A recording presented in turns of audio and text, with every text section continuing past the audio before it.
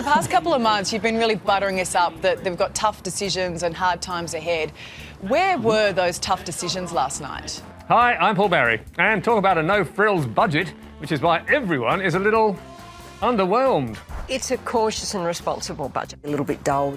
Yeah, it does sound a little bit boring, doesn't it? But on the Today Show, Alison Langdon was doing all she could to make it more titillating. And just lastly, to prove that you are a far more interesting interview than Matthew McConaughey, he can do this. Let me just show you.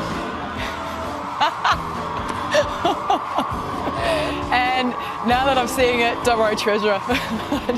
Let him go. No, all right, because this is not a beefcake budget. It is a bread and butter budget. A bread and butter budget. A pretty standard bread and butter budget. A bread and butter budget sounds delicious. And can you believe it? The News Corp tabloids gobbled it up. The Courier Mail calling it the Chalmers offensive.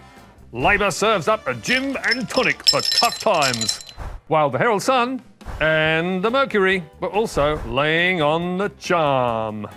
Strike me pink. We can't recall a Labor budget getting a better run from the News Corp tabloids. A stark contrast to the 9 newspapers, with The Age saying Labor's promises cop a hammering, and warning in an editorial that when it comes to budget reform, the Treasurer can't afford to kick the can down the road again. And the pundits on Sky were hitting a similar theme. Jim Chalmers had one chance to make a first impression and he blew it. It is a power of pain for families in this budget. It's going to actually blow debt to the Schazenhausen. Which, if you don't know your German, means shithouse.